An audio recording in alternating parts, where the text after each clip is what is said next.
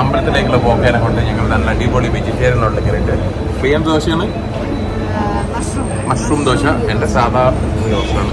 പിന്നെ അതിൻ്റെ ഇടയിൽ ഞങ്ങളൊരു ഇലയുടെ ഒക്കെ കഴിച്ചിട്ടുണ്ട്. അതിൽ ആദ്യം തീർത്തിട്ട് നല്ല മോശമില്ലാത്ത ഫുഡായതിനെ കൊണ്ട് ഇതാ മാമി മോളൊന്നും അനങ്ങാതെ കഴിക്കുകയാണ് ഗൈസ്. അങ്ങനെ ഇതാ ഞങ്ങളെല്ലാവരും അടിച്ചു മാറി നേരെ അമ്പലത്തിലേക്ക് വിട്ടു. ഇതാണ് നമ്മുടെ കോഴിക്കോട് മിനി പഴനി എന്നറിയപ്പെടുന്ന മയിലാടുംകുന്ന് സുബ്രഹ്മണ്യ സ്വാമിയുടെ ടെമ്പിളാണിത്. ഇതറിയപ്പെടുന്നത് കേരളത്തിലെ പഴനി എന്നായതുകൊണ്ട് തന്നെ പഴനിയിലെ പോലെ തന്നെ സമാനമായ കുറേ സ്റ്റെപ്പുകളും കയറി വരാൻ കേട്ടോ ഇവിടെ. അതേപോലെ നമുക്ക് സ്റ്റെപ്പ് കയറി വരാൻ പറ്റാത്തവർക്ക് കാറുമായിട്ട് വരാനുള്ള വഴിയും ഇവിടെയുണ്ട്. രാത്രികാലങ്ങളിൽ ഈ ഭംഗി പറയേണ്ടത് തന്നെയാണ്. നല്ല മൊട്ടക്കുന്നിൻ്റെ മേലെ അതിനെക്കൊണ്ട് തന്നെ നല്ല വ്യൂ ആണ് കേട്ടോ ഗൈസ്. അങ്ങനെ കുഞ്ഞു കുരുന്നുകൾ പാടിയ ഭജനം കേട്ട് സമയം പോയതറിയാതെ കുറേ നേരം അവിടെ തന്നെ നിന്നു.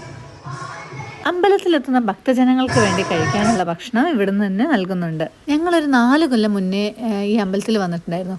അന്ന് കണ്ടതിനേക്കാളും നല്ല പുരോഗതി അവർ വരുത്തിയിട്ടുണ്ട് എന്തായാലും അമ്പലത്തിൽ.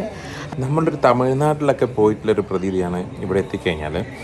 അതും തികച്ചും വ്യത്യസ്തമായൊരു, നമ്മൾ കോഴിക്കോട് നമ്മൾ ഒരു വിശ്വാസം നമുക്ക് തോന്നുന്നില്ല. ആ മേലെ കയറിക്കാൻ ശരിക്കും ഒരു പഴനിയിലുള്ള ഒരു എത്തിയൊരു ഫീലിൽ തന്നെ നമുക്ക് ഇവിടെ തൊഴാനും അവിടെയുള്ള ഒരു അറ്റ്മോസ്ഫിയറും കാര്യങ്ങളൊക്കെ. അങ്ങനെ ഭജനവും കാഴ്ചകളൊക്കെ കണ്ടു കഴിയുമ്പോഴേക്കും രാത്രി കഴിഞ്ഞിരുന്നു. പിന്നെ പാലഭിഷേകവും എല്ലാം കഴിഞ്ഞ് നടയടക്കേണ്ട സമയമാകുമ്പോഴേക്കും നമ്മൾ ഓരോരുത്തരായി ഇറങ്ങി തുടങ്ങി. അമ്പലത്തിൻ്റെ ഉള്ളിലുള്ള കാര്യങ്ങളൊന്നും ഫോട്ടോ നിരോധിച്ചതിനാൽ വീഡിയോ ഒന്നും എടുക്കാൻ പറ്റിയിട്ടില്ല. പിന്നെ നമ്മൾ പുറമെ നിന്ന് കുറച്ച് വീഡിയോയും ഫോട്ടോസൊക്കെ എടുത്തു. അതൊക്കെ പ്രിയ സെലക്ട് ചെയ്യുന്നുണ്ട്. അങ്ങനെ ഈ കുഞ്ഞു വീഡിയോ ഇഷ്ടമായെങ്കിൽ കുഞ്ഞു ഹൃദയം തരാൻ മറക്കല്ലേ. Bye, take care, Tata.